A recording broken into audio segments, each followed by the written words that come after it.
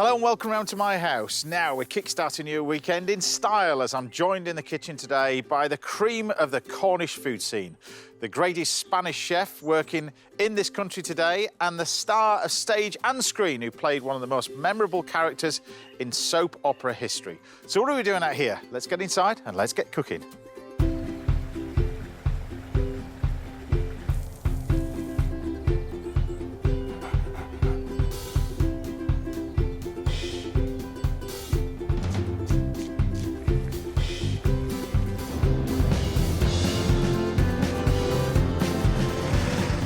Morning.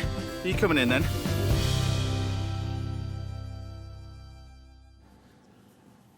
Good morning, and what a show we got lined up for you today. I'll be joined throughout the morning by former EastEnder and stage star now, legend Sam Womack will be here. Looking forward to that one. And I'll be serving up a scallop dish in the stunning setting of Eels sur la Sorgue on another one of my favourite food adventures to France. Chefs Jose Pizarro and Paul Ainsworth will be here. They'll be dropping by with some delicious recipes of their very own. And don't miss this week's little mouth-watering masterclass, where I'll be making proper bangers and mash with onion gravy. But we're starting things off on the show with a stunning recipe for a coffee, walnut and chestnut cake. So I'm going to start off with this cake first of all. It's almost, well, it's like a bun cake really. So you start off with butter, we've got some sugar, we've got eggs, and we've got flour. And I'm going to flavour this with some coffee and a little bit of chestnut puree. So the first thing we want to do is make sure that the butter is sort of room temperature or softened. That's the key for this one. So use some butter in here. There we go. Together with some sugar. That's going to go in there. And then at this stage, we can actually pop in the coffee essence if you wanted to, or coffee. Really, really strong. You can use essence. This is just really strong coffee. That's going to go in there as well. So close that. And let's keep this going and start beating this up a bit to create a sort of a paste. At the same time, we can then, as we start to speed this up a little bit, there you go, that's fine. We can then line our cake tin. So I'm just using a loose bottom cake tin for this. Even though this is non-stick, just get in the habit of just adding a little bit of butter to the bottom, but more importantly to the sides to stick the paper to the base. So you can then line it around the edge. The easiest way to do this though is just to make a little cartouche or a circle. And for that, we can grab our bit of paper. There we go, waste that bit. And then fold it again, and again, and again, and then measure halfway from the centre to the outer edge, and then just peel it. You can either peel it, you can put it with a pair of scissors, that is, and when you cut it, try and do a little sort of curve while you're cutting it. So when you open it all out, you've got a nice circle, which is going to sit right in the base, like that. Perfect for your nice little tin. You can line it around the edge if you wish. It's entirely up to you, but I'm just going to leave that as it is.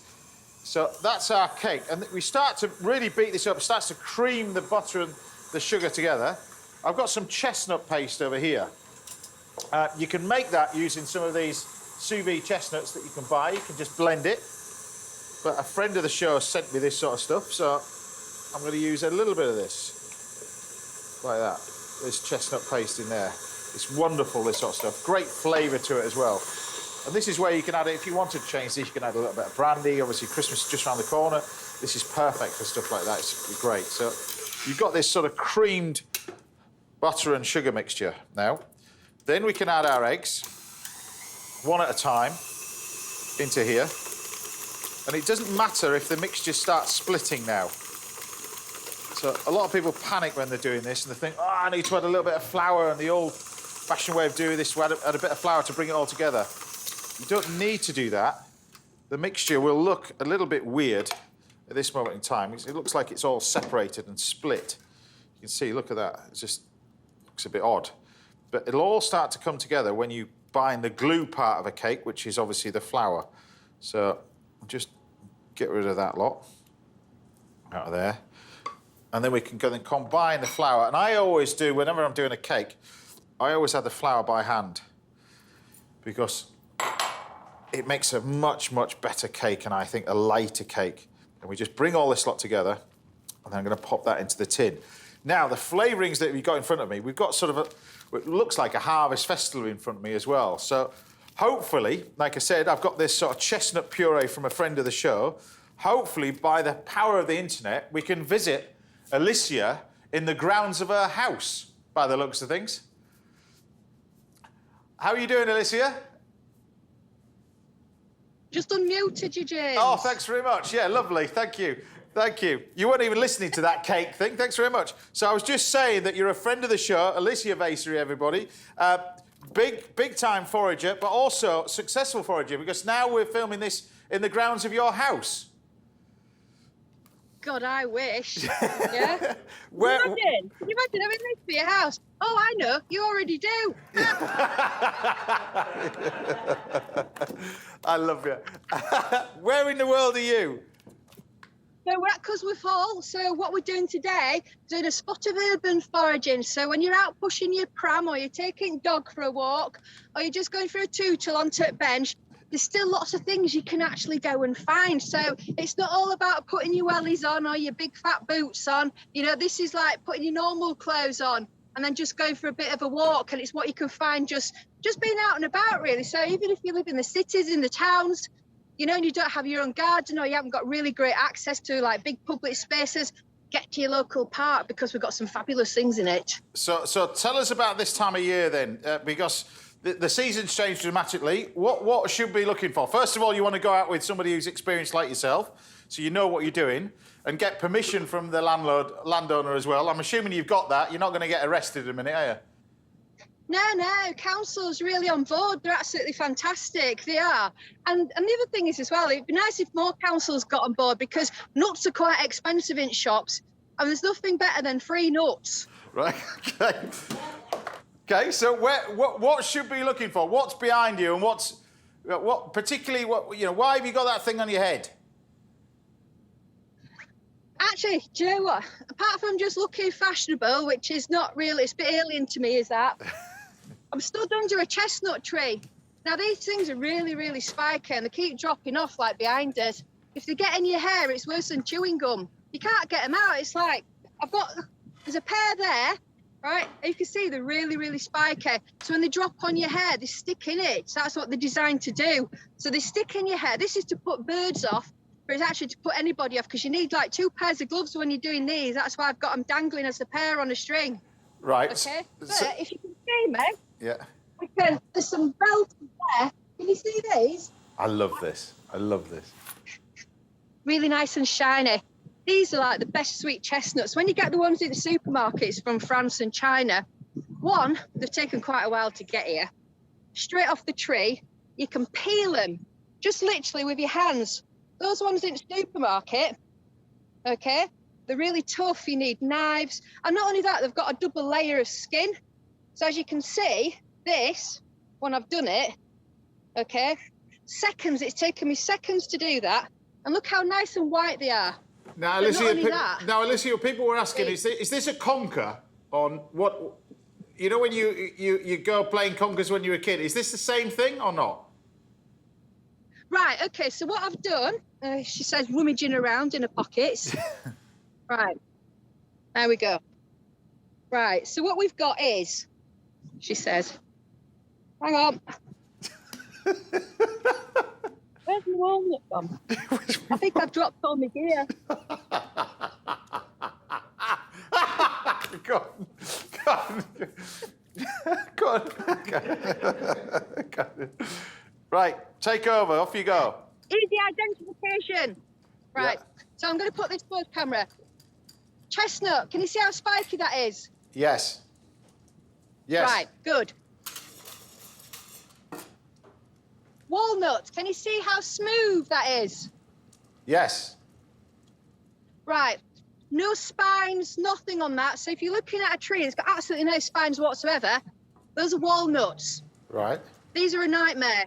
They're lovely, but they're a nightmare. Because it's like, if you peel these by hand and take off the outer casings, it looks like you've got a 30-year nicotine habit. So wear gloves, because it's a nightmare. I learnt by mistake. I went around for about 3 weeks with like heavily nicotine-stained fingers. Horrible. However, it does make really good fake tan. So not only can you get nuts from your local park. No, seriously, you can actually buy this stuff. You can actually buy a fake tan version of walnut. But you just stick them in a blender. It's brilliant, and it lasts for weeks. I know. Right, walnut. Okay.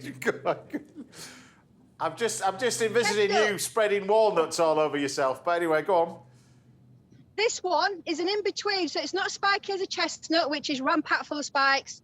It's not smooth like a baby's bottom with the walnuts. This one's got a little like knobbly bits of spikes on, but they're a bit sporadic. And inside, crucially, they've just got one big type nut, which is poisonous. Don't eat conkers. Eat walnuts, but not conkers. When you're doing chestnuts, they've got 2 nuts inside, and it's got a little bit of a tail and a point on. And the best thing about chestnuts is they can last for months if you store them right. So what you do is you get a cardboard box. Yeah. You layer it with newspaper. So you put them in layers, get them full up, and then you put them into the back of a garage because you need to put them somewhere dry. And the reason why you need to put them somewhere dry is because they sprout. But don't store nuts in the fridge, because the thing is with trees, right, you plant trees at this time of year. When you put things in the ground, trees want like frosts and they want some harsh weather. So if you've got some nice moisture in your bag and you're putting them all in the fridge, they'll end up sprouting because they react to the cold. So you put nuts in the fridge, they react to the cold, they start sprouting, and then it's just pointless. So you either freeze them or you keep them somewhere cool and dry, but at all costs, keep them away from dampness, because that really starts the process going over winter. One more final thing. You told me this has arrived in the post from you. Now, before you tell us what it is, we used to get stuff like this on the farm. It was a sort of a wee sample from the cattle. Oh, God, you are so cheeky. I can't believe you say that right here. Have you realised any time and the effort that I go to? Days and days and years I spend making this stuff, right, yeah? I'll come on here and all you can do is give me grief. Just you wait. Right. What is it? Chestnut. Right, dead easy. It's chestnut liqueur. Basically, what you do is you get your brandy, you get your chestnuts, so you boil your chestnuts. Don't put chestnuts in the oven and they explode. There's no point. Just do in a bowl. Just boil them up. Just give them a half an hour boil, and you just peel them, and they're all ready. You don't have to faff around with the oven. It might be nice, but you're not the one who has to clean the oven afterwards. So, soften chestnuts. Put them in some stock syrup. Reduce it right down so you've got kind of like a pulp. Then you get your kiln jar, you put your softened chestnuts in it, which has been cooked in stock syrup, so you've got that sweetness there. Top it up with brandy, and probably leave it for about 3 months. And don't tell me that's not good, because it's fantastic. I'm going to tell you right now that's amazing. That is amazing. You need to sell that. But can I suggest one thing, marketing wise? You probably redo it in a different bottle, because farmers, I don't know whether they buy that. Mind you, yeah, anyway. Alicia, you're an absolute star. So I was only meant to ask you 2 questions, and you filled in 10 minutes. Yeah, cheers for that. Love you lots. Thank you. Take care of yourself. How amazing is she? She's fantastic. Now, I was going to explain how I did this. I made the cake. It's gone in the oven for 1 hour. I've served it with ice cream. We've got a nice little sauce over here. I've taken the chestnuts and I've just grated some chestnuts over. This, however, this is on a different level. This is amazing. So if you know Alicia very well, if you know of her, trust me, everybody in Donny knows her very well, get her to send you some of this, because that is a proper dessert. There you go. A chestnut and coffee cake, everybody. Come.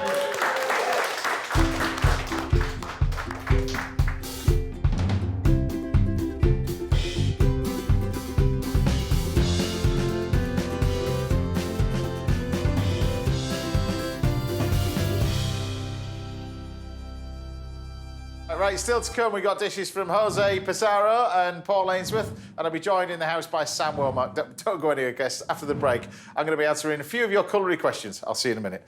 I love that woman.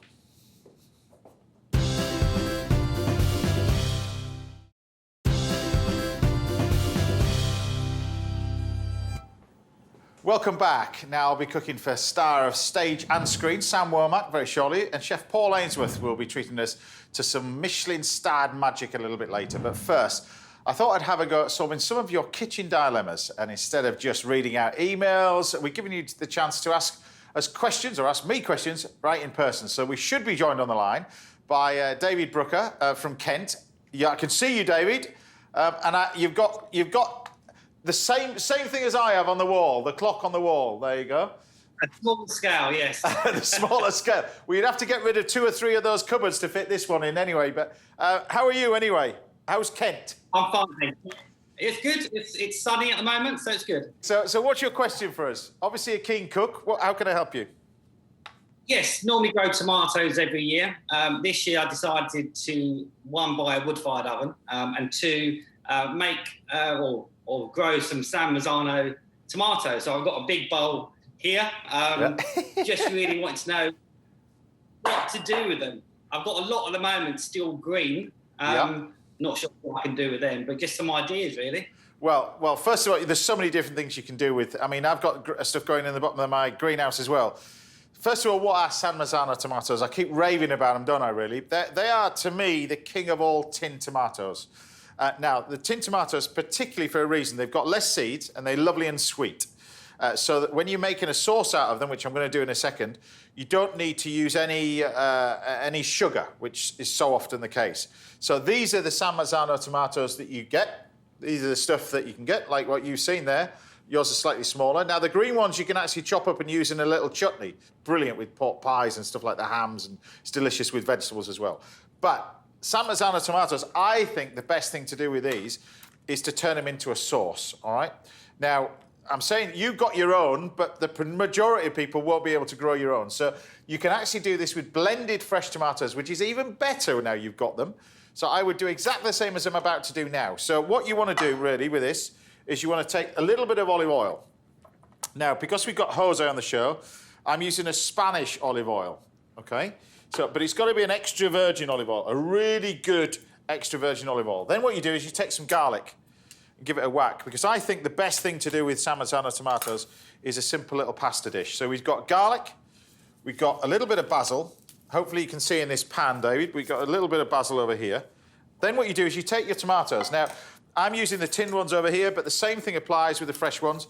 You do this with the fresh ones. So you just lightly blend them like that, all right? So you just take a little blender and you're just breaking them up a bit. Now, the fresh ones do exactly the same thing. The only difference is it's just going to take longer to cook at the end of it, all right? Now, Do I have to take the skin off? no, keep the skins on. Keep the skin. You're losing the flavour. You want to keep all the stuff in there, all the flavours in there. Take the whole lot, pour it on top of the olive oil, the basil and the garlic, and cook this down. So this, if you're making it, now you've got this fancy pizza oven at home, all the best pizzas in the world, and I've had them in the Naples, and the San Michel, what was it? Restaurant Michel, I think it was called, in Naples. They had the best pizza, and it's just with cheese or without cheese. And what they do with the tomatoes, they take tinned San Marzano tomatoes and blend them. Nothing else. Now, you can do the same thing like I'm doing here with fresh tomatoes, and you cook them. But they do nothing other than blend San Marzano tomatoes, blend it, and that's the base for the pizza. And you just do that. You do cow's milk mozzarella is the key to making a pizza like that, not buffalo mozzarella. Buffalo mozzarella you put on as a garnish afterwards or as an addition to, but cow's milk is the traditional one because it's less moisture. Pecorino cheese they put on theirs. Puree tomatoes, a little bit of basil, a little bit of olive oil, that's it. And pecorino, not Parmesan. It gives it a lovely salty taste. But that is one of the best pizzas you'll have in your life. And the reason why they're particularly good, and the San Marzano is particularly good, is the volcanic rock that it's actually grown in. The same thing applies. You just mix all this lot together. Now, what you do with the fresh tomatoes, you cook this for about sort of 20 minutes. So soften the tomatoes as well before you put the mixture in. But you can see how quickly. And then what we need to do is we need to finish off cooking the pasta in the sauce. And then all you do, plenty of seasoning in the water as well. And then all you do is you just take your pasta like that in the tomato sauce. But I think San Marzano tomatoes is one of the best tomatoes to cook just pasta with tomato sauce. I just think it's absolutely delicious. It really, really is. It's just such a simple little dish, this, with a little bit of olive oil. The Italians will be screaming me putting Spanish olive oil on, but I do love it. But you just put a little bit of olive oil on the top. But please, you know, use this in abundance, extra virgin olive oil. Don't just use it sparingly. Put plenty into the sauce as well. When you cook those tomatoes down, it's going to taste amazing. But like I said, the green tomatoes go into the chutney, and the red tomatoes, you can make a nice little sauce to go with the pasta. Or you blend it, cook it, blend it as I've done there, and then use that as a pizza base for your pizzas in your new swanky new pizza oven that's outside. How was that? Thank you very much. Take care. Send us the photographs of your finished pizza as well with your San Marzano tomatoes. It's lovely. I will do. Thank you. Take care. Thank you very much. And hopefully on the line we've got Ian. Are you there, Ian? I am, James. Hi. Are there, whereabouts in the world are you, apart from what looks like in your house? Where are you? Wareham in Dorset. Wareham in Dorset. I know it very, very well as well. And you used to be a lecturer, didn't you? I did. Well, I always worked in further education colleges, the kind of place where you probably trained. I did. And interesting enough, your question is one of the dishes that I kind of remember when I was training as a kid. So when I knew you were coming on, I thought I need to hunt out my old cookery books to find it, and I did that. So what's your question for us? This is a wonderful little dish, by the way, that you picked. What's the question? What's the problem with yours? How are you not getting it right? Well, the dish I'm interested in is braised lettuce with peas, which seems to me to be a fairly classic French dish. But I've never seen it on a restaurant menu. I've never seen anybody cook it on television.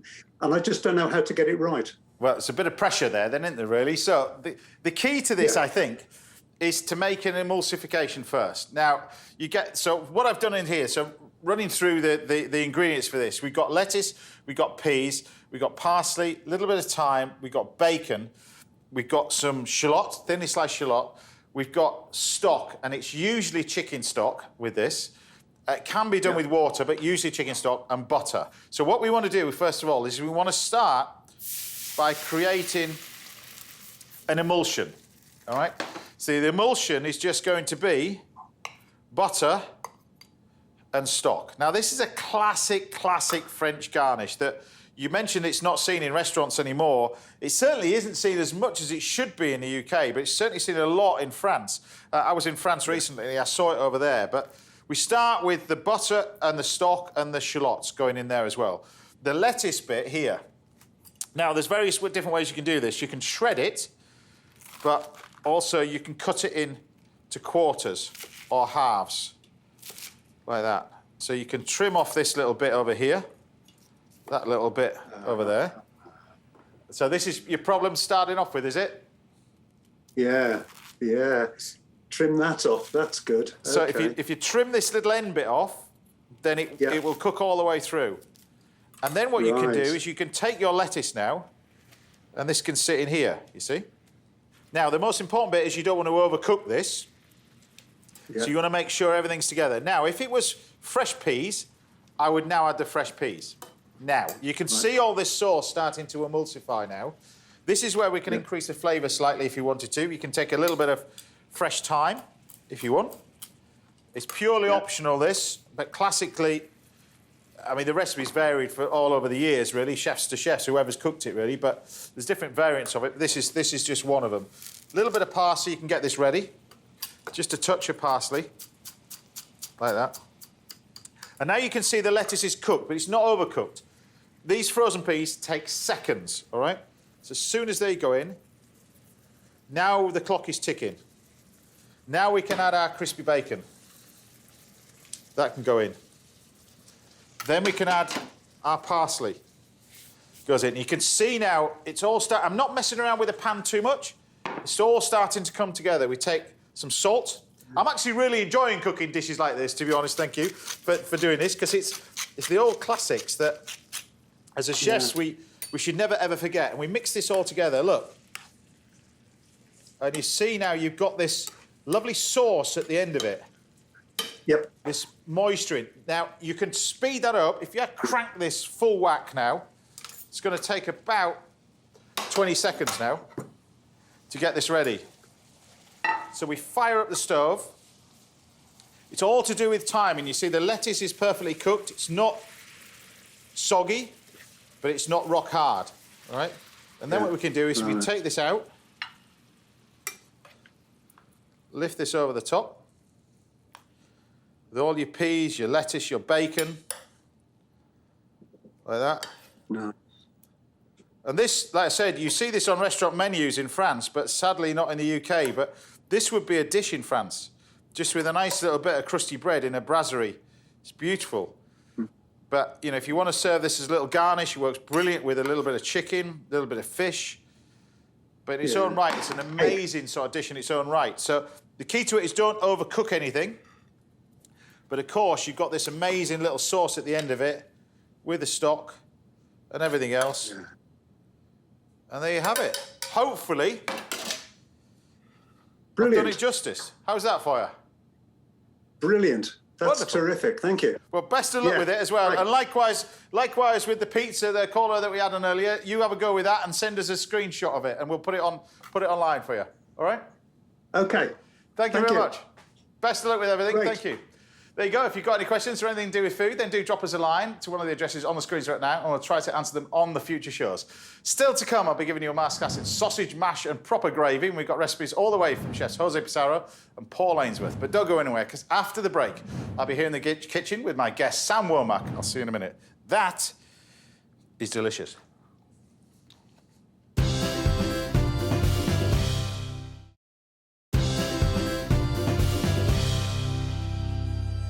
Welcome back. Now, coming up, I'm following the footsteps of the great Keith Floyd as my food adventures take me to his former home in Île-sur-la-Sorgue, one of the most beautiful parts of France. But first, I'm here with a former EastEnder who left Albert Square behind to become a true star of stage and screen. It's fabulous. Sam Womack! Great to have you at the house. Why, thanks. Nice to be here. And we're going to talk about your amazing career as well. But you're a big foodie. Massive. So we're going to, and that's because you travel a lot all over the place, but we're going to do a taramasalata. I'm going to make my own taramasalata, which Nice. people don't really know how to make, but we're Yep. going to give it a go. I'm going to do it with crispy fried chicken skin, and I'm going to do the bread, which is soaking up the chicken skin fat. So I'm really selling this, aren't I, really? But it's you take the chicken skin. So this is stuff from the thighs, from the chicken breast, like that kind of stuff. Spread it out onto a tray. And then what we're going to do is we're going to roast this in the oven. You're going to salt it. No, I'm not going to salt it. You're not gonna salt it? No, you can salt it. In fact, if you want it salted, I'll salt it. Okay, amazing. No, there you go. I'll salt it. There you go. That's going to go in there. And then what we're going to do is going to take the bread, slice it, and then put it with it. But you know, I was reading about you last night, and what an amazing career you've had. Even before people became known for acting and stuff like that. But tell us about the QE2, because I found that a fascinating story. How on earth do you have a connection with the QE2 and travel the world on it? Yeah. My grandmother was a choreographer for Cunard. Yeah. So she had all of her dances were basically on all the Cunard ships. And I was, 2-3 years old, and I spent a lot of time with her on the various different ships, and I try to bribe all the passengers to take me off at these beautiful ports of call, because we go to Haiti, Panama Canal, Barbados, places that, in the 70s you'd never get the chance to visit. Not, we're from humble beginnings, but also my introduction into just lavish lifestyle. Yeah. So I went from having, smash and sausages in tins to suddenly being on the QE2 and having like a seafood table with things that I'd never seen or smelled before. And I'd go under the tablecloth and I'd sit under there and I would just put my hand up and grab bits of lobster and so it was my first introduction to food. And it stayed with me. It was Well, incredible. travel certainly broadens the mind with food, but we're going Yeah. to talk about your other obsession in a minute as well. But this is the taramasalata. This is what it's made out of: smoked cod's roe, and it's cooked as smoked cod roe, so it's hot smoked. This is what you end up inside. Oh. What you've got to do with smoked cod roe, you've got to take it out of the skin. So the best way to do that is spoon it all out, and then pass it through a sieve. Mm-hmm. You must get rid of this skin, all right? That's the most important bit. And then you end up with this bit over here. This is the smoked squad roe, which we then blend with lemon juice, bit of water, and you make this sort of like a mayonnaise. It's sort of like the old crab paste you used to buy, doesn't it? Yeah, it looks like it, doesn't it, Doesn't it? really? Yeah. But it tastes a little bit nicer. But this is really, really salty, this. So you want to start off with a little bit of lemon and some water to start with. And what you want to do is you want to make it into a paste first of all. So you get a bit of that. I'll drop this down. And you start that off to a little bit of paste with just a touch of water. There we go. And then you gradually start adding the oil. Like this. Now, how do you go from touring around the globe on QE2 with Gran to well, you went acting, you did acting college and bits and pieces. Yeah. How on earth do you go from that straight into something like Eurovision? Because you were 18. Do you want the honest answer? Like the honest answer? Yeah, the honest answer was I had no clue what I was doing in my early teens. I was a bit mad and I was booked as a session singer. So I was going to go into the studio and record the demo for the Eurovision, and it was, it was a paid job. So I was like, fine. Love this, yeah. And then when I went into the studio, the people were there and they're like, wow, great. Do you want to come and sing for the Eurovision? And so signed up to do this thing, and somehow ended up in the middle of Cinecittà in Rome at the final with 55 million people watching, singing suddenly about starving children in a peach basque, and I was just like, how did I get here? You must have been offered off the back of that. Sorry, this machine keeps going, but it needs to keep going. But out of the back of that, you must have been offered a record deal and stuff like that. You kind of walked away from it, though, didn't you? I walked away halfway through the record deal, which is classic of me. I just kind of like got involved in something, didn't really think it through, and then I was like, these people are telling me what to do, and also they're getting me to sing really bad music. So I was just like, So I walked out of the record contract. It was called Hollywood Records. And so, I walked out of the record deal and went on to, other things. Because you've managed to do so many different things in your career as well. But I've got to talk about what you're up to now, because you're just about to go on and tread the boards again. I mean, this is fantastic. I mean, it is a great musical play, but it is an amazing story with this. Tell everybody about it, what you're about to be doing. OK, so C.S. Lewis, as we know, wrote Lion, the Witch and the Wardrobe, actually wrote 7 books, The Chronicles of Narnia.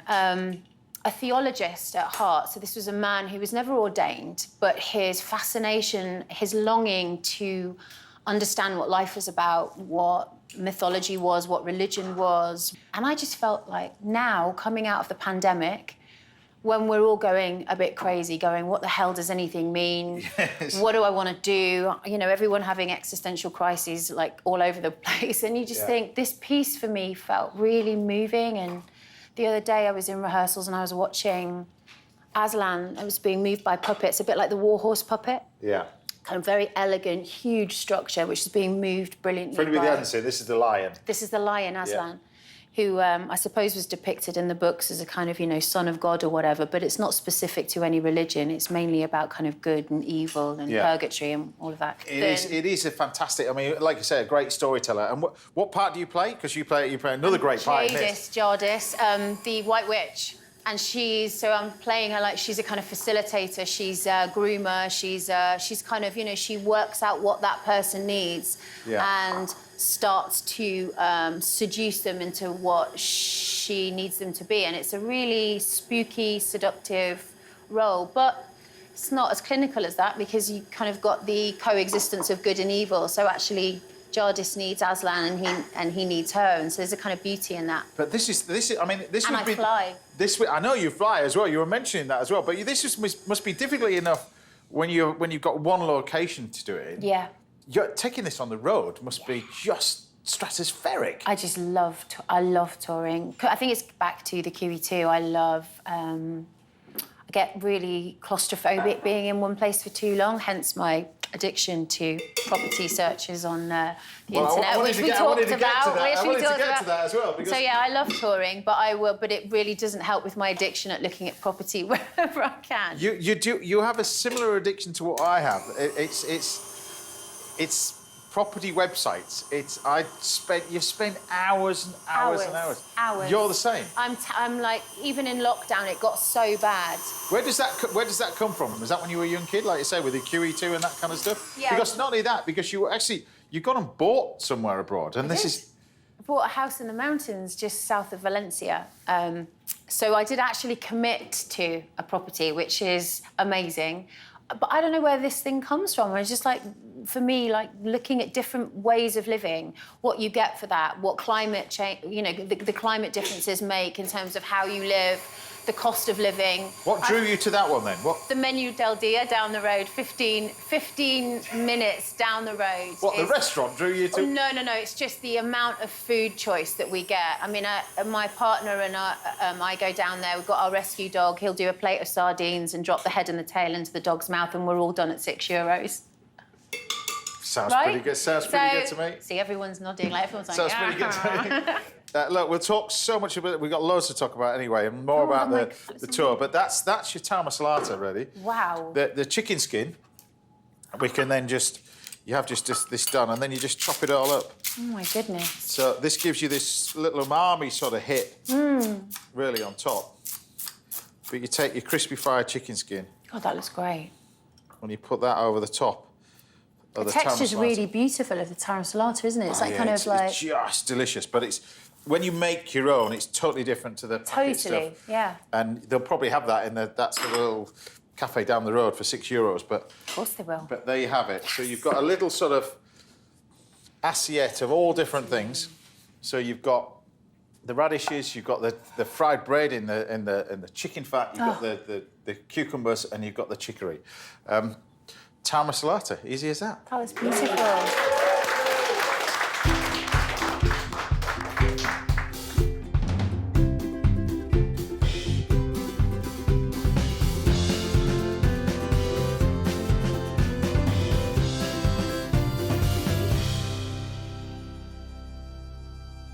Well, there you have it. Bon appetit. I get to eat it. You get to try it. Tell me what you think. But Let's have a little look at it. spread a little bit on the toast with it. Get a little bit of the chicken as I well. just want that bit there. Yeah, Thanks for knocking me out of keto, James. This is great. See, you said this. I tried it.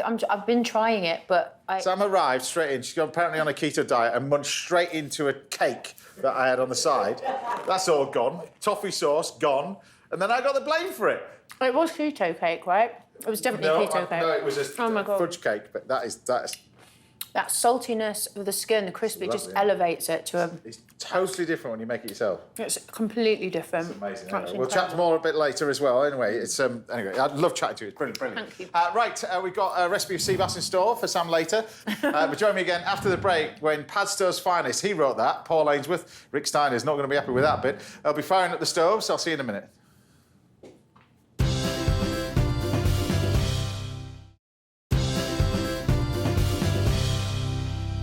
Welcome back. Now, there's an epic masterclass of sausage, mash and onion gravy coming your way. And I'll be chatting some more with my guest, Sam Womack, a little bit later. But first, I'm here with a chef whose restaurants have helped make Padstow the capital of the Cornish food scene. Now, he wrote that because Rick Stein would not be impressed. But anyway, it's the brilliant Mr. Paul Ainsworth.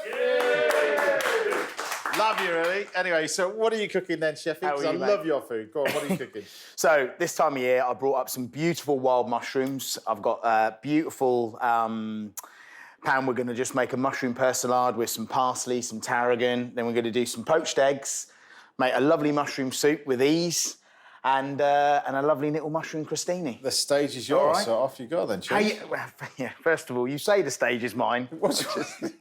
Just check that there's nothing lurking. I haven't. This is the one and only time you get to cook, and yeah. I haven't actually done anything. You haven't done anything to it. What are you doing that thing? What is that? Right, so here, hold your hand out. Hold your hand out. Just taste a bit of that. So keeping that mushroom theme, so that's a sep oil.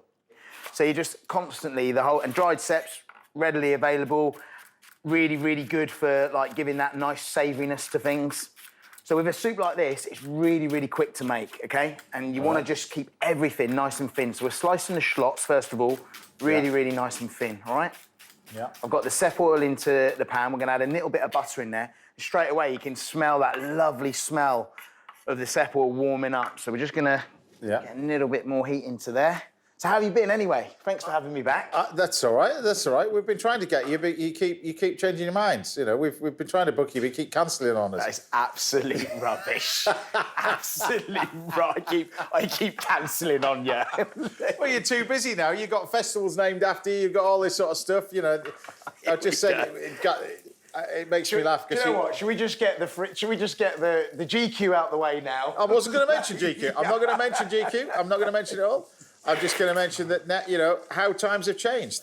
So Paul turns up, you know, and you know what I mean by a rider. It means that a list of demands that you get. You don't get anything from Paul. What you get is a list of who's coming, and so Paul's got this team of chefs that travelling with everywhere.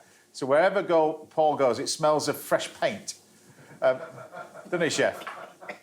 Even the knife is put down in a particular area. I was watching the chefs getting all this prepped up for you. Which camera is it? Like, which one can I look at, right? That one. Which one? That one. That one there, right? Yeah, viewers. The thing you've got to learn with James Martin is truth and story. And James doesn't like to let the truth get in the way of a good story, all right? Remember that. It smells of fresh paint. Good. So I've sliced the mushrooms nice and thin. So these are just filled mushrooms, easily available. Yeah. I've put into the pan some shallots, some garlic, some thyme and bay leaf, and a little pinch of salt just to bring that lovely flavour out. Now, whenever you come on the show, we talk about what you're up to now. What I want to talk about is your past. Yeah. Your past, how it all started. I mean, you're just from down the road, Southampton lad. When did you make the transition to going professionally into restaurants then? When was that? So I was born in hospitality. As you know, mum and dad had a bed and breakfast, and then I went to catering college. I was always working. I suppose a lot of it, I know you've come from that background of, you know, a real strong work ethic. Yeah. And I had that instilled into me from my parents at a really, really early age. And I suppose my real break came from the late, great Gary Rhodes. He was godfather to my college lecturer's children. Right. He was opening a restaurant in London, and that was my break into London. And Gary put us up in the hotel for 3 months until I'd earned enough wages to get a bed sit. Yeah. And then from there, I was there for 2 years. And then you went from there to Gordon's. To Gordon's, and I was there. So we won a Michelin star at Rhodes in the Square. And then from Rhodes in the Square, I went to Restaurant Gordon Ramsay. And that was probably, you know, going somewhere like that and being in a kitchen like that and also being there when it won 3 stars was, you know, back then you don't realise, but how many chefs actually work in a kitchen where it gains 3 stars? Mm-hmm. And that was just phenomenal. I mean, I was in, you know, with the group for 3 years at Royal Hospital Road, 3 years at Petrus, and then I moved to Cornwall in 2005. And the rest is history. And the rest is history. So what have you got in here then? What have you got? So, as you can see, really, really easy to make. It's already got that lovely colour. So, very simply, 2 shallots, some thyme, some garlic and bay leaf, a little pinch of sea salt, slice the mushrooms nice and thin, slice the shallots really nice and thin, and now we're just going to bring that to a simmer for about 5 minutes and blitz, and then pass literally into like a bowl like that through a sieve, and you've got the most delicious mushroom soup. Okay. We finish it with a little bit of sherry vinegar, a little bit of sherry, and rather than double cream, creme fraiche. Creme fraiche, loads of flavour and gives a nice acidity to the soup. So that's our soup done. Okay. All right? So we'll pop that over there. Now, poaching eggs. Yeah. Put a little bit of malt vinegar in the water, really fresh eggs. I've broken it into a bowl like this, okay? So you're not just going straight into the pan and then just literally just let it sit like that. And when you've got lovely fresh eggs, you've just got that nice, turn that over. The white is nice and tight to the yolk. Iced cold water as well to stop it Ice cold water to stop them cooking. So if you see here, we take them out, we then plunge that into the ice water. Yeah. So plunge that into the ice water and then trim it with a scissors so it's nice and round. And then we're just going to drop that into some flour, then into some egg white. But why Padstow? Why Padstow? Yeah. So I knew somebody that knew the area really well, that knew Padstow. And back then, like I always say to everyone, Rick Stein had, you know, put Padstow on the map. Yeah. And then it sort of went from them. And still to this day, you know, people come for Rick, people come for us, and you sort of complement each other. It does complement each other. Yeah, you do.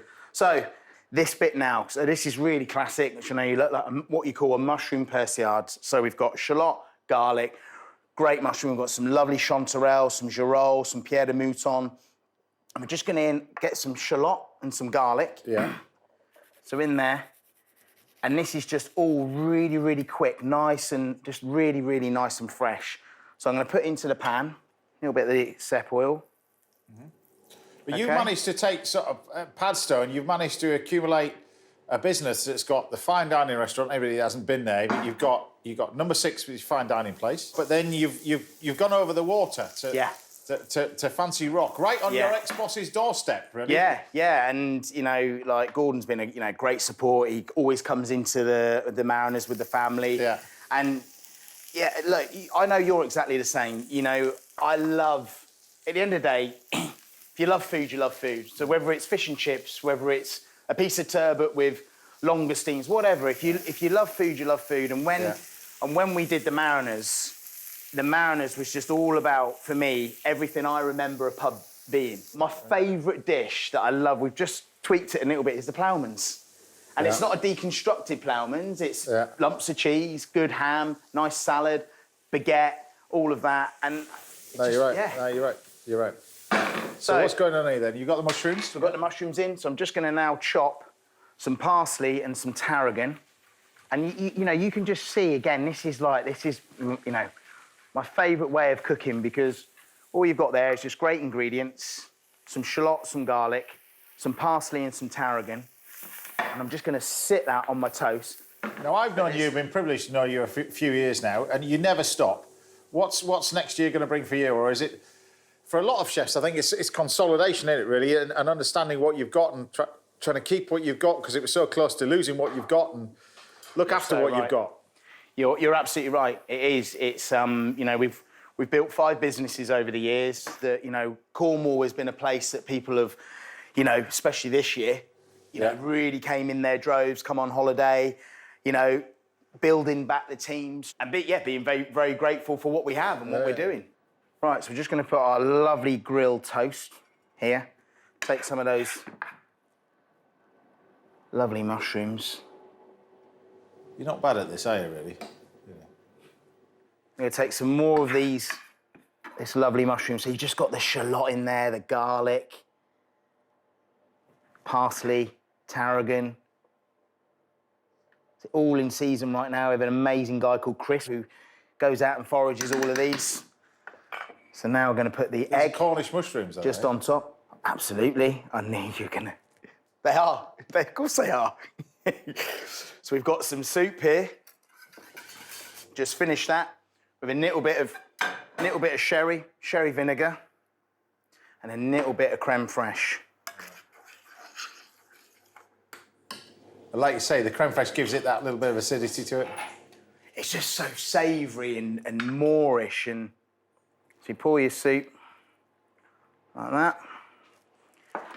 I'm just going to take here, we've got some just roasted hazelnuts. I'm going to put them, a little bit of hazelnut over the top of the egg, and the lovely mushroom crostini. Take your soup.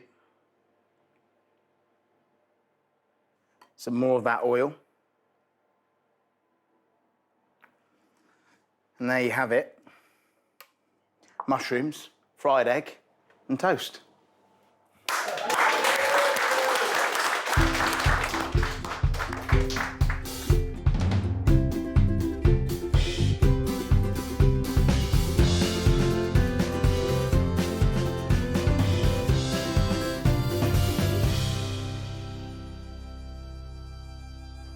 Go on then, Chefy. All right. I know this is going to taste amazing. There you are, mate. I know this is going to taste good. Looks amazing. Hopefully you got a nice runny egg yolk in there as well. I want to taste the soup first of all, really, because you said about the creme fraiche in there as well.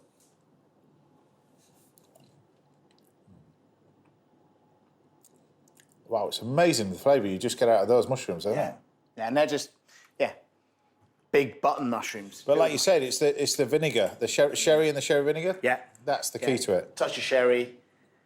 And there's just one simple thing to do now. When you add the salt, it brings all the moisture out of the mushrooms. Reduce all of that down. It really intensifies the flavour before you add your stock. Paul Ainsworth, everybody.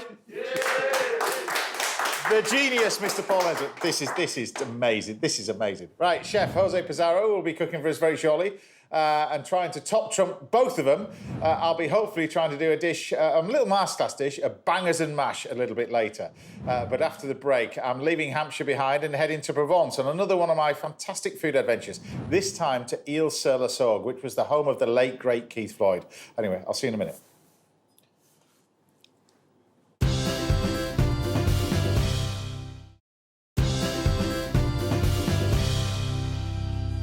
Welcome back. Now I've got the ultimate guide to sausage, mash and onion gravy in this week's little masterclass. I'm doing that for myself, really, nobody else, to be honest. And I'll be laying on lunch for my guest, Sam Womack of Seabass, a little bit later. But before that, I thought I'd take a look at some of the dishes you've been cooking at home. So first up, we've got an amazing video. This one's from Kyle, who's been hard at work making one of my favourite dishes of all time, moule marinière. Look at that. Just cream, parsley, a little bit of white wine, shallot, garlic. I find bay leaf is the key for that as well. There's a touch of parsley. If you want to change the flavour slightly, a little bit of tarragon works, but an amazing dish that as well. Next up, we've got this strawberry gâteau made by Kate in Chesterfield. Loving the sugar work on the top there. That was made out of a supermarket sponge flan, cut in half. A great effort there. It looks spectacular as well. Well done for that one. A big well done also goes to Polly Metzen for this amazing photograph. Just check this out. Look at that. A New York cheesecake. How good does that look? But it tasted beautiful. Served with double cream as well, pouring cream. And finally, top marks goes to Jeff Leon for his Sunday roast. Now, this is, I actually double-checked on this picture. This is actually one portion, which is quite impressive, really. That's why Daisy the dog is sat there looking eagerly on for any bits that fall onto the floor. All right, do keep sending your pictures and videos coming in, and we love seeing what you've been inspired to cook at home. OK, it's time to take a look back at another one of my favourite ever food adventures, and this week I'm heading to the town that Keith Floyd used to call home as I serve up a dish of scallops in the most beautiful part of France. Just look at this place. It's called Ile-sur-le-Sorgue, and it is spectacular. Now, this is kind of the ultimate one-pot dish, really, and I said the ultimate because I'm going to use scallops at its heart. These fellas over here, look at these, I couldn't resist. Beautiful hand-dyed scallops. Aren't they fantastic? And I'm going to serve those with just some beans and a little bit of chorizo. I found this in the market, which is kind of just the other side of that building there. A few tomatoes, a bit of garlic and a bit of shallot. But what you do, first of all, is basically just have everything ready, really, and prepared, because it is actually quite quick and simple, this. But just a touch of garlic. You want about a couple of cloves for this, not too much. You don't want to overpower the flavour of the scallops, really. Don't want to be too fussy with it. Touch of shallot. I like to use shallot where possible. When anything's to do with quick cooking, use a little bit of shallot rather than white onion, because it's much more milder. You just chop that ready. A little bit of shallot, and then really get a hot pan on and talk about the scallops and get these on to cook. So we just want a touch of butter in the pan. Just a little bit of butter. You can use oil if you want as well. And then simply to prepare the scallops. Now, a lot of this work has been done for you. Now, I like the roe. Some people take it off. Personally, I like to leave it in. But it's got a little muscle on it here. Now, this bit really needs to be removed. You just literally lift it and almost pinch it with your fingers, because you don't want to break the scallops. So just carefully remove that. Pinch it on the other side, so you keep the scallops nice and whole, but you remove the little muscle off it.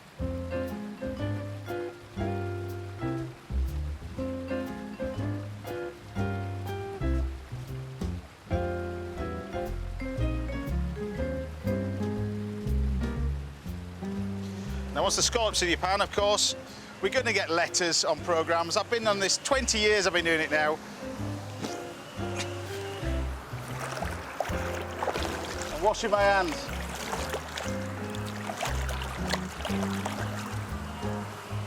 There's soap down there as well. Happy now? Now, the scallops are just going to cook away nicely. We don't want to colour these too much. It's basically just one pot cooking, so don't be too fancy with it. So at the same time, we can prepare a nice little chorizo. Now, this is the hot and spicy one. There's chilli in this one.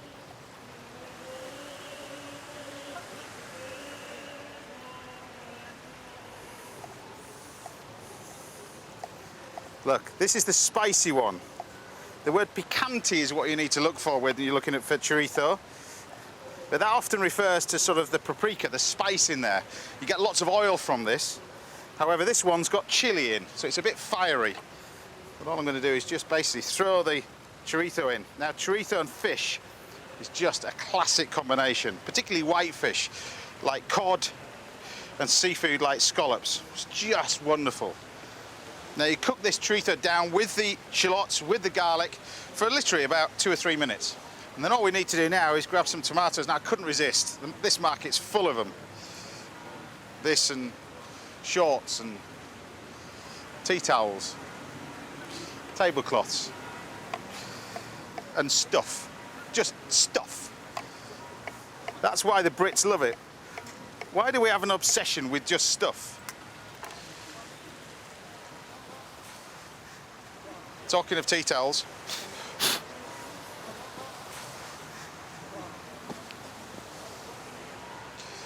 oh,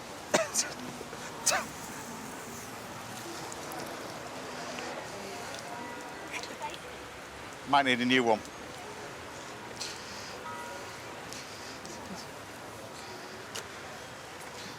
So chop the tomatoes and throw these in. Now the key to this, I think, are these fellas over here. Haricot blanc, white beans. Just a good sprinkling of white beans in there. Now I was going to put a knob of butter in, but because it's 32 degrees out here, we'll put 75 mils of melted butter and a little glug of white wine. Doesn't want too much, just a little glug. Bit of black pepper. Touch of salt.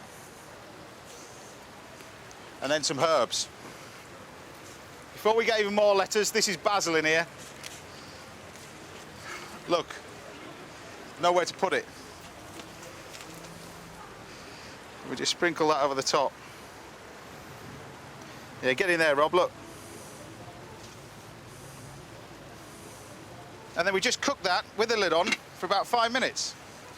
Gives me enough time to buy another tea towel.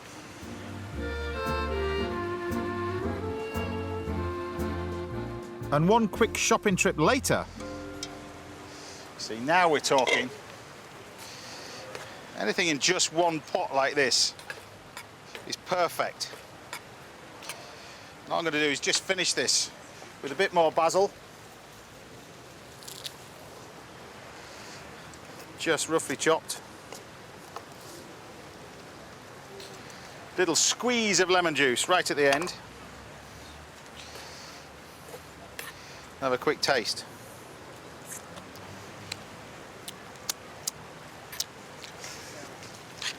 Bit more black pepper. Just a tad more salt and a squeeze of lemon.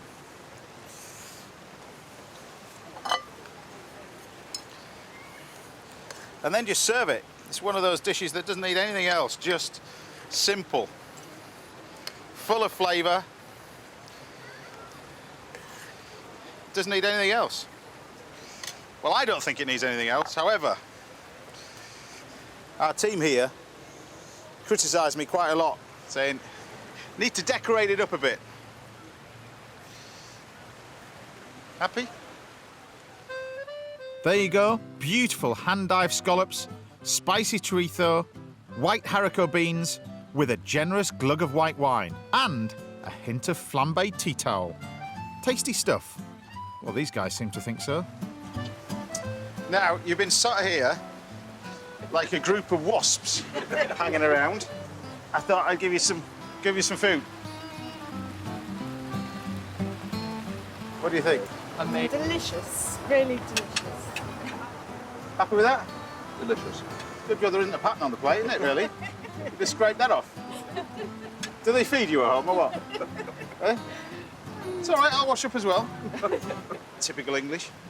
It really is one of my favourite places to go, and I was down in the Languedoc region just a couple of months ago, and I made a detour to that place as well. Not only is it spectacular for food, but the antiques are absolutely beautiful. The river running through it, the whole thing. You can understand why Keith made it his home. It's just a beautiful part of the world. Right, still to come, Jose Pizarro will be serving up the taste of Spain in the kitchen, and there's plenty more in store from my guest, Sam Womack. But after the break, I've got a masterclass in sausage, mash and onion gravy that you don't want to miss. And I'm going to do it with a little Spanish twist. Well, just a little bit. It's Spanish lard. But anyway, I'll see you in a minute.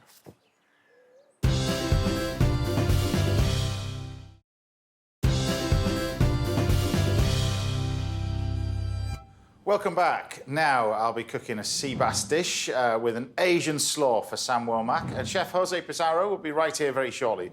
But first, it's time for this week's little masterclass, and this week's masterclass is for Simon, who says he can never get onion gravy right when he's making his midweek bangers and mash. I love the fact that you have midweek bangers and mash every week, which is a definite must. I'm going to do the whole process, really. I'm going to do the whole thing because I'm going to eat this. So I'm going to get on with the gravy in a minute. We've got some beautiful sausages over here.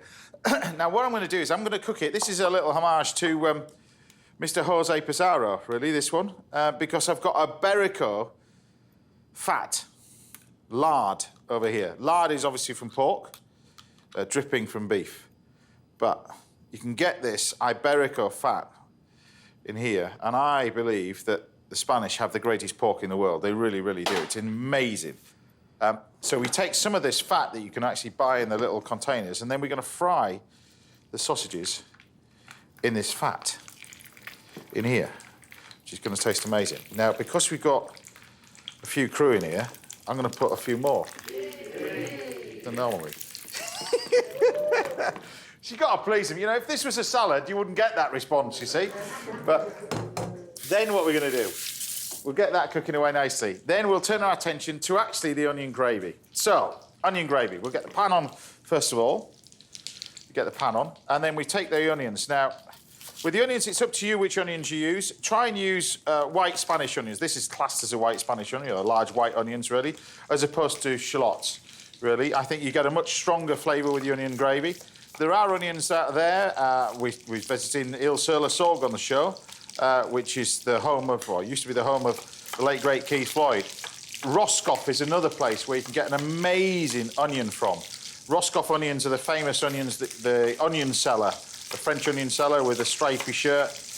That would be Roscoff onions. They've got like a purpley sort of hue to it. But those are the two, really, that I would use for onion gravy. But I actually like the flavour of these quite strong onions.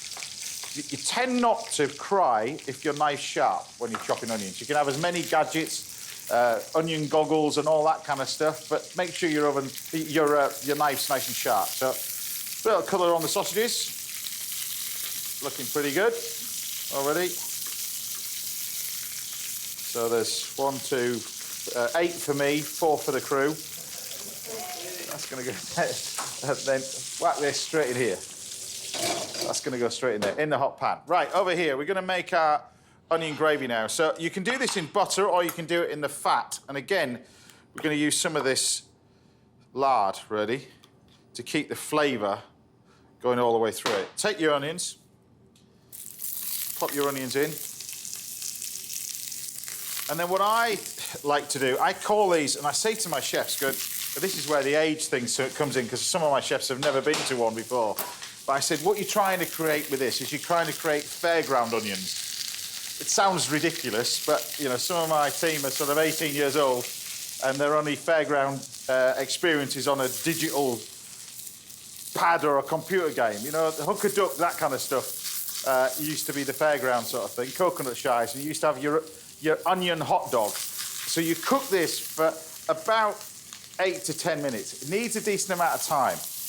What you end up with is fairground onions, the onions that you put on your hot dogs, that kind of stuff. So not fully cooked, but just cooked, if that makes sense. That's how I think you need to get your onion gravy from.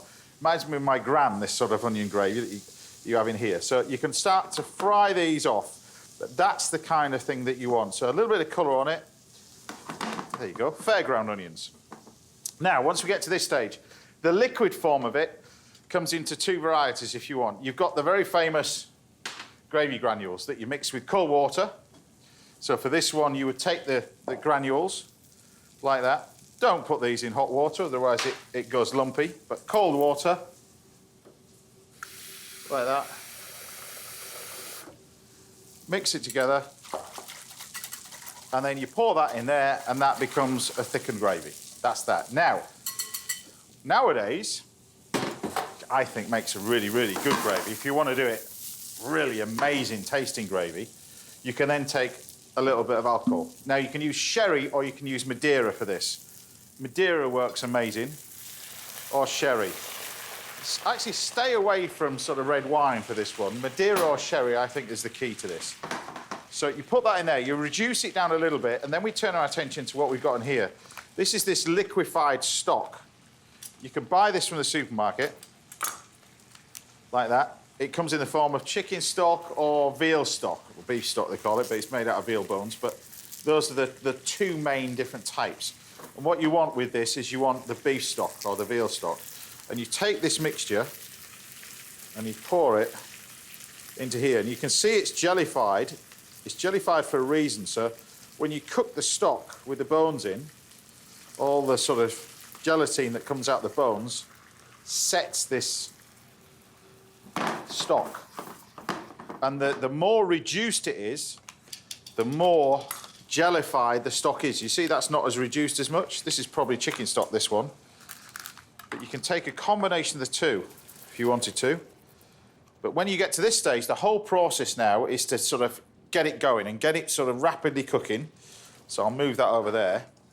And then we can add flavours into this, which is, I love this. It brings back memories of my childhood, really. We've got two flavourings that we can add to this. Very well-known yeast and meat extract sort of flavourings.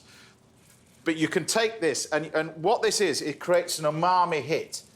And when chef's talking about umami, you get this sort of, it's this extra taste sensation in your mouth.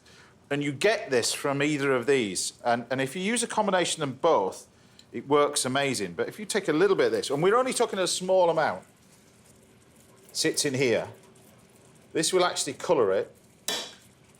But the flavour from this is amazing. Now, I actually don't like this stuff on toast, and a lot of people do.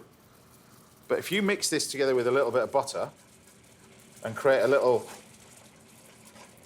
well, yeast extract butter, and you put it with your scallops and put it with your fish and put it with your pork chops and that kind of stuff. It tastes unbelievable. I've got the wrong lid on the wrong one.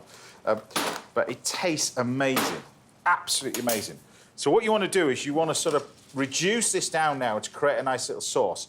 Now, the French have a wonderful term called monter au beurre. I've done this before, on the show before. And every time I say it, I keep looking to my right and thinking the late, great Michel Roux would be sat there, sadly, but we lost him about 2 years ago. But when he came on the show, just before he sadly passed away, but he'll be looking at this going now, just a little bit of monter au beurre in here, just a nice little bit of that would sit in here. And it's just to enrich and flavour the sauce. And it actually, butter will actually thicken the sauce as well. Over here, we can turn our attention to our mashed potato. Now, mashed potato, it's personal choice, really, whether you make this with milk, whether you make it with cream. It's entirely up to you. But either way, it's usually baked potatoes. So baked potatoes, put through a potato ricer, and what you end up with is this mixture over here. So that's just standard baked potatoes that have just been cooked, put through a potato ricer. Try and get a potato ricer, not one of those mashers. You'll never get it fine enough. The ricer is much better. And what you want to do is warm this up first. And then we can put the addition of butter and cream. Now, there's some great chefs over the years. Joe Robuchon being probably one of the greatest that, sadly, again, we lost him a few years ago. But used to produce the most amazing mashed potato. But if you mix this together like this, and take your time when you're doing this, and try this, do this by hand, but look, you take some cream. And you start mixing this together. And the idea is not to add too much cream at once. You just keep slowly adding it. All the while, that sauce, you can see in the pan now, is starting to reduce down. And as it reduces down, it intensifies the flavour and just gets better and better and better. But this is your mashed potato. So a mashed potato, we'll then just season it. We've got some white pepper for this. So white pepper in the mash. Nice little pinch of salt. Mix that all together. Like that. Then we can grab our plate. And there you've got your beautiful creamy mashed potato, look. Like that. Your sausages. See, they are lucky. I've just happened to have another 8 in here. Right, and then we take... See, is this midweek snack? Because if it's midweek snack, I would have 3. I know what you're thinking. Weekends we'd have 2. Weekends I'd have 4. So midweek snack, it's got to be 3, hasn't it, really? Why not? It's got to be 3. So we'll take our... like that. And then our sauce is this. So we still finish it off. Be careful with the amount of salt, because obviously you've got the yeast extracts in there, which gives it a nice little bit of a salty note, but it does need a bit of seasoning, like that. And then you just warm up your gravy. Now, if you wanted to change this slightly, you can then put an addition of a little bit of sherry. I'm using Madeira, but a combination of the two would work really well. A little bit of white wine. You can turn this into a French onion soup very, very quickly. Tastes unbelievable. So it's more or less the same thing. And then you taste your onion gravy on the top. You know, and it doesn't matter how long you've been cooking on TV. In fact, how long you've been cooking in general. Trust me, I've been doing this quite a long time. 30 years next year. Still, this is one of the best dishes ever in it.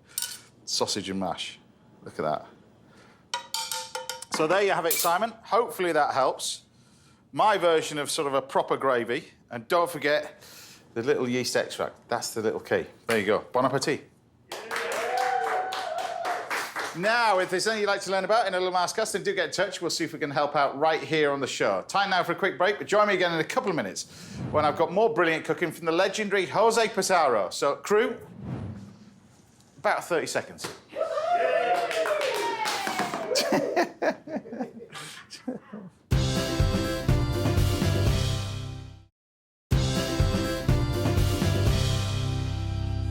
Welcome back. Now, I'll be treating my guest, Sam Womack, to a recipe for sea bass very shortly. But first, it's time to give a big Hampshire hola from a Yorkshireman to a chef who's pioneered Spanish cooking. In fact, this is the best Spanish chef in this country, bar none.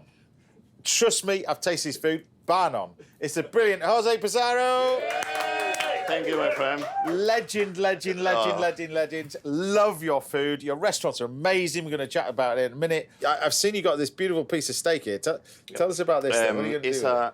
It's a lovely steak from the milky cow So from this is North dairy Spain. cattle? Yep, Okay. little ones, and from Spain, North Spain, and we are gonna cook just here.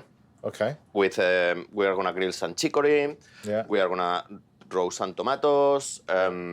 And some cheese and lovely capers from a new recipe book coming out Yes. for someone, and that's it really. So fire away. The stage is yours. I know you want to get the steak on as well. Really. Yeah, look at this. So you say this is this from the northern part of Spain? Northern part of Spain, Yeah. and yeah, like the cycle. You know what I mean? These lovely animals being producing milk. Yeah. And now it's producing the most beautiful. It's interesting meat. we look at that because you look at dairy cattle. You look at dairy cattle and beef cattle being two separate things. Yeah. And as chefs, particularly in Spain, I mean, the meat that you have in Spain, I don't know how on earth you get it that good. The pork, particularly. I mean, You love that one. wow. What is that? What is it about it? It's all Iberico pork. Yeah. It's the same than the hound you love it, and I forgot to bring you any today. But I will That's send it. But is it the type of you mentioned? I mean, this is dairy cattle as well. Yeah. You always look at you don't waste anything in Spain. No. And what I love about Spanish food is you haven't got. It sounds like I'm probably going to get in trouble though. You haven't got the No, but do you know what the craziness of the Italians? They just have this obsession to think they're better than, and it's bigger, it's amazing. But with the Spanish, are just less eager, but just go, taste that. I don't need to say anything. It's the best thing you'll ever eat in your life. We don't have the dolce vita, but we have amazing. You have the pork. dolce vita. We don't. You do. Oh wow, this is looking absolutely gorgeous. That looks amazing. I think we are a little bit more quiet what we do, but we do well, my dear. But the food is unbelievable. Yeah. Unbelievable. So tell me how it started for you, because I've never really asked you how we've known each other for years. When did it all start for you? Were your family in the restaurant business? How did it all start with you? My mom and my dad, they were farmers. Right. Okay. And my mom always was, and still, 88, and still doing amazing food, producing amazing food for us. Farmers of what? Farmers, milky cows, some cereals, and things like that. Okay. But I was never allowed to be in the kitchen. Right. The kitchen was for me forbidden So because what- my there must mom have didn't been- have the time. When you speak to many chefs, I remember my defining moment how it all started, but there must have been a defining moment from you that goes, wow. Was that when you first went into a restaurant? Was that when you first ate a meal? When was that moment where this is what I want to do for a living? I studied dental technician, completely different than a chef. Right. And I was waiting for a job in Seville. I finished, I did well. Yeah. And in that time, I thought I need to do something. And I say, let's do a cookery course. Right. Okay. Yeah? And me sitting in a desk, carving tooth, or me sitting in front of people, having a good time, I say, buy dentistry or whatever you say that, Exactly. and do proper things. Right. And I did. I just changed my career for kind of I've carver. never met a chef who was a dentist before and decided to do that. Never. Definitely no more, my friend. No, my friend. exactly. But it's great, though, isn't it? But yeah, it's how everything happens. Dentistry's loss is the chef's gain and our gain as well, but particularly in this country. So when did you make the decision? Because this is quite an interesting thing. I speak to French chefs about this. I know you want to put this in there. When was the decision for you to move to the UK? Because your family must have gone, oh, come on, what on earth are you doing? Jose, again, doing something wrong. So,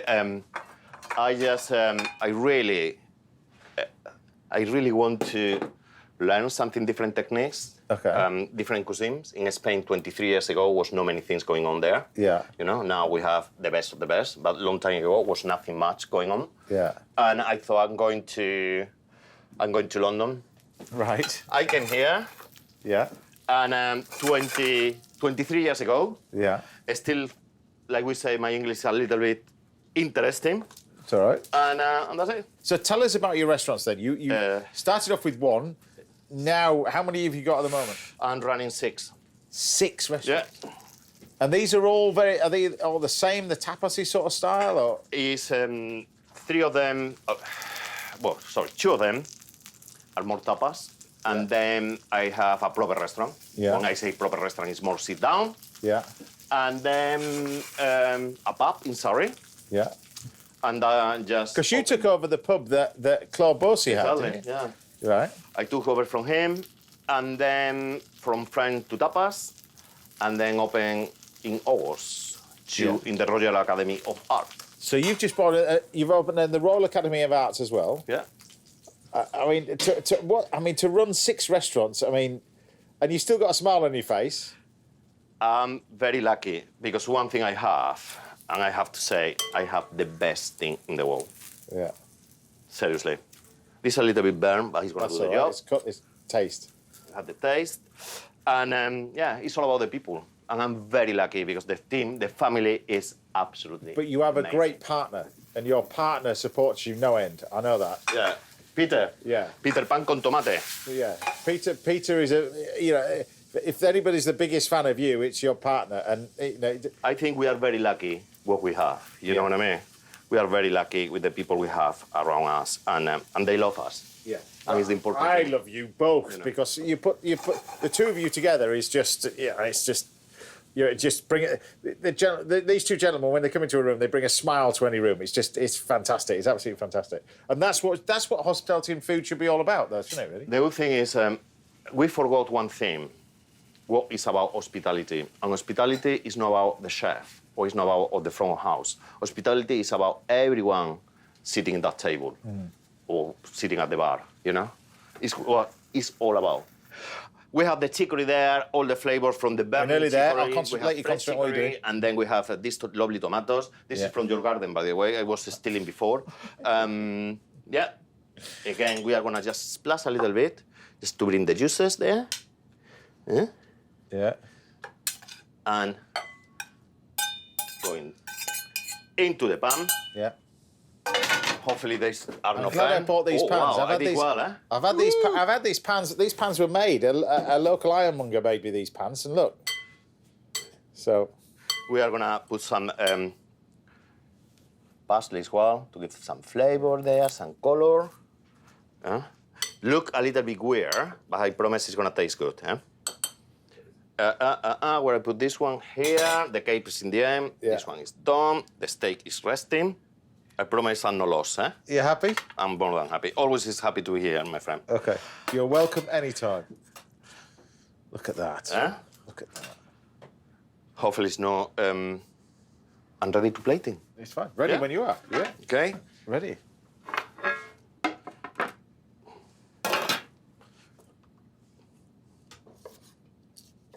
That is perfectly cooked. Good.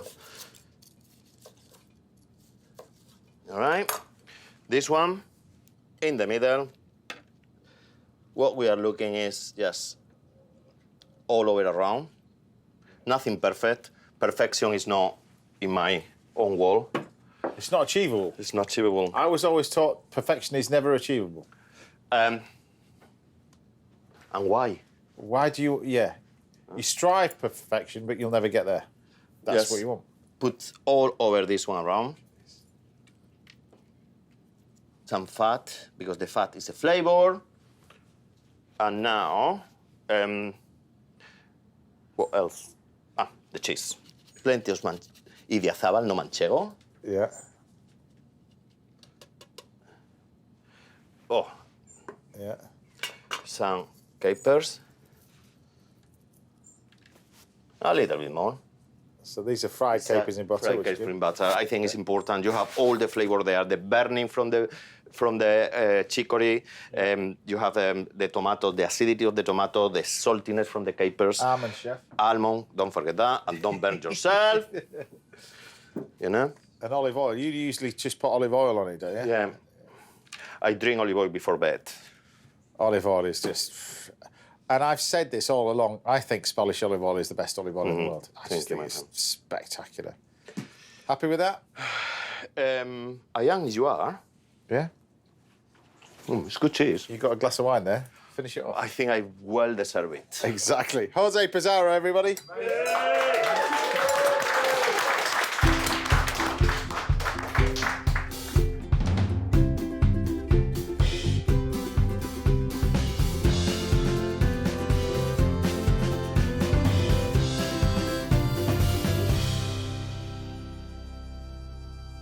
Go on then. I'm looking forward to tasting this. Thank you very much, My Shiffy. dear friend. Thank you. Thank you very much. This is genuinely Spanish dairy cattle steak. The real McCoy from the north of Spain. Oh, that's amazing. Crispy. It's all about flavors, as you know. Yeah, but you know it's what I mean? what we do. It's just flavors. It's just great food. You know what I mean? But this is all about, like we say, something to put for your friends, something simple but tastes good. That's it. That is absolutely delicious. Thank you. Salud, guapo. Cheers. Salud. Fantastic. To life. Jose Pizarro, everybody. Right, sadly, that's nearly the end of the show, but we've got time for one more final recipe for Sam Womack after the break. I'll see you in a minute. This is delicious.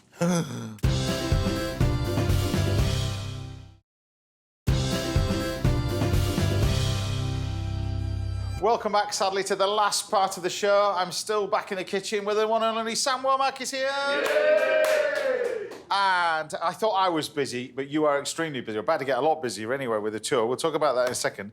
But Asian food. I'm going to do this. You've got a house in Spain. We've got Jose in the house, so I thought I'd do completely opposite. I thought I'd do something amazing with sea bass and do it with an Asian slaw. So think of this like a pesto, but rather than with basil and oil, we're going to make it with coriander, a little bit of mint, touch of palm sugar, some soy, a little bit of sesame. I'm going to flavour it with everything we've got in here, lime, chilli, and then serve it with a cabbage slaw. But I'm going to bake this en papillote. And the en papillote side of it, this is this wonderful little sea bass over here. I mean, beautiful sea bass. This is line-caught sea bass, so it's really sustainable. You can get the farm sea bass nowadays, which comes from Greece. A lot of that will come from Greece, which is also amazing, the sort of smaller bass.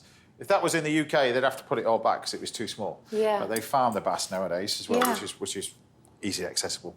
We've got in here some banana leaf. Now, you can get this from the supermarket. So often with this, you can get it on Asian supermarkets. Actually, this came from a very well-known place beginning with A.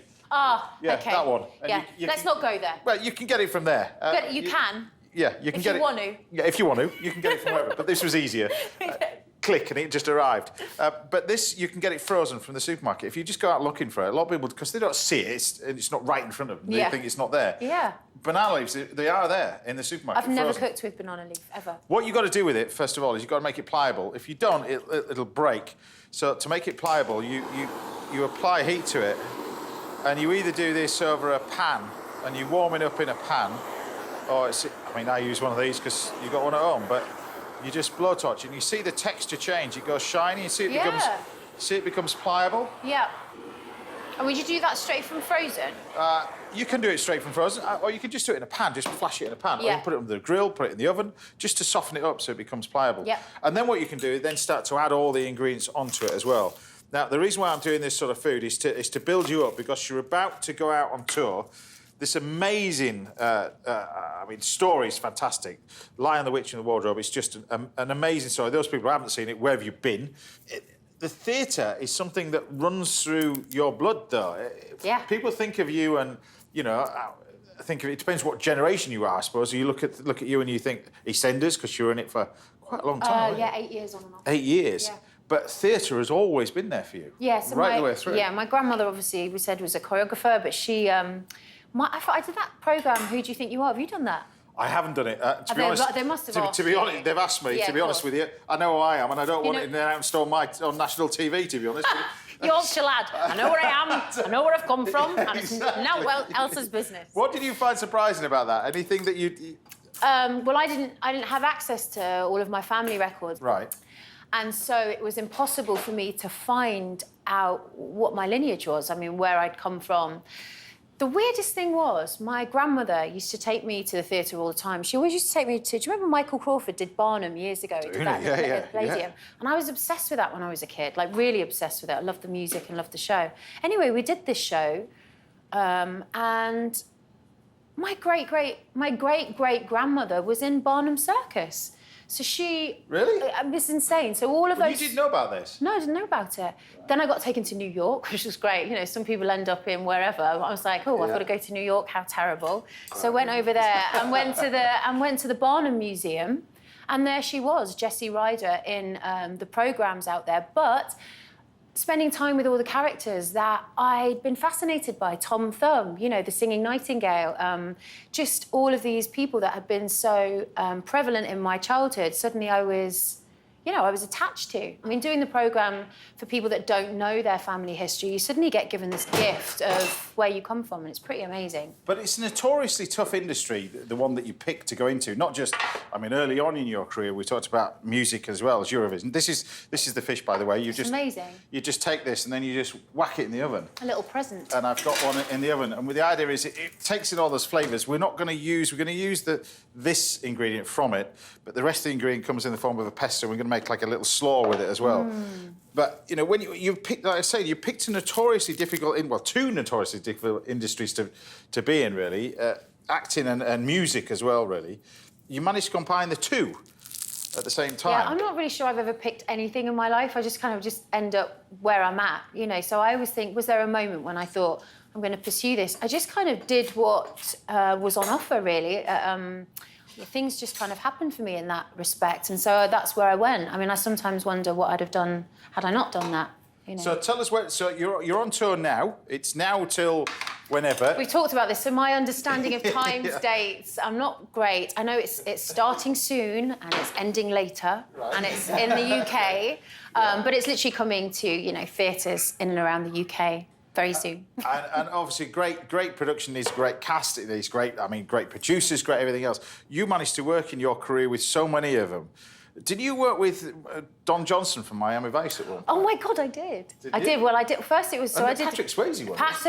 So that was the same job. So we did Guys and Dolls, and Patrick played my boyfriend for probably 3 months, and yeah, very lucky. Lily, my daughter, was 2 then. Right.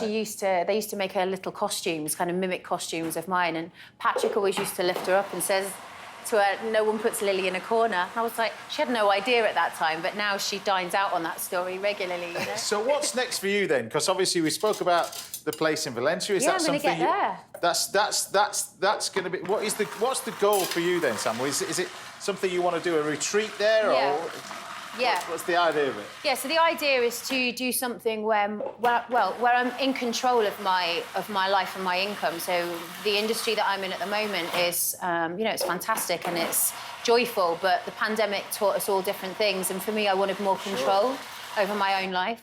So I had this idea, this dream for ages to have a retreat, but I'm not really sure what kind of retreat. They're like... Do you know what I reckon it's going to be? I reckon it's going to be, knowing your history with animals and stuff like that, it's going to be an animal sanctuary, I think, more than anything else. I mean, that's going to happen anyway, right? Whatever It is, retreat because you've just got the latest one from India, is that right? Well, Lola's from India, so look, this is like never far away from me. Is this, look, there's always one. So Lola, this dog's from... This is Wally, just so we can say where's Wally, but Right. Wally's normally by my feet. Lola's from Goa. So Lola is she's amazing. She's at home and she's a hunter. That's how she survived. I just gets everything. Yeah. So I live next to abutting lots of local farmers, so I need to, you know, be careful not to upset them. So Lola's got she's got the rules read out. So we're just going to end in... Tell us about the story then, the C.S. Lewis story of what it's all about. If anybody hasn't heard of the story, what character do you play and what can people expect when they come and see you on stage?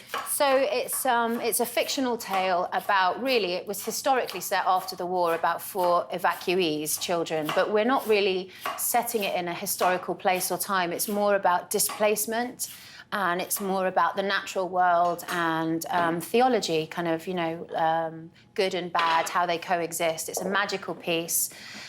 These 4 children get transported to a magical world through a wardrobe and end up in Narnia. And they have to find out lots about themselves and each other. And it's a kind of tale of morals, love, and the natural world, yeah. We said everything about C.S. Lewis earlier, but, you know, I mentioned the fact storyteller, but you look at all the things that he's done, Yeah. really. I just had a unique insight in terms of telling everybody from generations, whether you're older to whether you're younger. Yeah. That's a really unique thing to actually have, isn't it, really? Yeah. I mean, Not many writers have that. No, It's either pigeonholed for one particular genre, you know? Well, interestingly, theology is just that. There's not, because he fluctuated between religions. He was born into a Protestant family, but went in and out of Christianity. But his best friend Tolkien was, you know, devout Roman Catholic. So he was a man that had a longing for knowledge. And I think that came from losing his mum when he was 10. He was constantly trying to find out what the meaning of life was, but through various different things, religion, mythology, supernatural worlds. So he's just the most incredible person and really touching writing. It gets me all the time when his writing and then there's a cellist on stage. It's I'm amazing. just, yeah, I was We just... look forward to seeing it anyway. So this is amazing stuff. This is lotus root. This is absolutely amazing. What you do So with I've this... seen it before looking like that, but not like that. Yeah, what you do is you peel it and you thinly slice it. Ideally, you need one of these, really. To try and get it done in a knife is... I've done my finger a few times in those. It's quite difficult. So you need like a little mandolin, but you just deep fry it. and it produces these amazing crisps. Wow. I mean, and then you just sprinkle it with a little bit of salt over the top. Look at those. I'll let you have a taste. Have a taste of one of those. But then what I've done with the rest of the ingredients over here, we've taken the slaw, which I've made just a standard pesto really, but using mint and coriander and lime and a little bit of sugar and all that kind of stuff. And then what you do is you open this out. Look. Wow. And you got look how good that looks. But look how perfectly it's cooked. Look, it's just cooked really, really nicely, really simply, like that. And then what we can do is get yourself a plate, and then we can take the lettucey part. The fish is cooked. Oh, look at that, it's perfect. Oh, wow. So what I do is I keep the lemongrass and that sort of stuff whole and in chunks because you can take it out easier. But you can take these bits. So this is all cooked in here, like that. Another piece as well. It's the way it retains the colour as well. It's just lovely. It's lovely cooking it like this. A little bit of this slaw on the top. So this is this Asian. So you've got a texture of crunch, bits and pieces. You've got a bit of chili with it as well. Your lovely bit of fish. Oh my goodness. You can put that with it. You put the other one on, why not, as well. But just simply cooked. And you've just got the juices from the fish. I've just gone all over the veggies. That's it. You just want the juices from the fish. I've just put a little bit of oil in there, but some fresh herbs. You take this fish like that, but over the top. Maybe a little bit more chili like that. Oh. And then finally, we got some of this little pesto. You can just dollop it on the side. God, that looks gorgeous. And there you have it. Yeah, that looks amazing. So, and you can leave that on the side as a nice little garnish, but there you have your roasted sea bass, cooked Asian sort of style, in a banana leaf, from the supermarket, you can get it. Trust me, you'll be able to find it. Frozen food section, it will be there, well, hopefully, with a nice little Asian pesto with it and a little Asian slaw, really. Done. Amazing.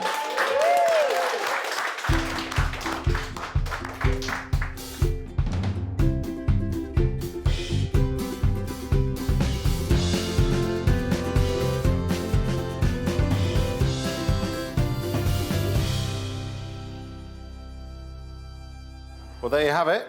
All for me. All for you. All for you. All for you. Tell me what you think of that one. Oh my goodness, it looks... Sea bass, taste it with a little pesto-y sort of thing, but it wants to go in the oven. That's been in the oven, quite a hot oven, 220, something like that, for about 15 minutes. Got to have a bit of the chilli. Because you want to char this sort of outside as well as steam it in the centre, but... OK, cut away, and then come back to me in 20 minutes. That's ruined the diet. That's all gone out of the equation. I don't want to talk to you anymore. But there you go. Well, that's it. That's all we've got time for today. A massive thank you to all my guests, Alicia Vasey, Jose Pizarro, Paul Ainsworth, and, of course, the fabulous Sam Womack. Yay! And the dog as well. Bye, Wally. Best of luck with the tour, whenever it is, whenever it is. Thank you, amazing. That's what it is. All right, well, see you back here same time next Saturday morning when we're joined by Chef Francesco Mazze, Ronnie Murray, and Yorkshire Shepherdess Amanda Owen will be here. Until then, take care, stay safe. Thanks for watching. Bye for now. Bye.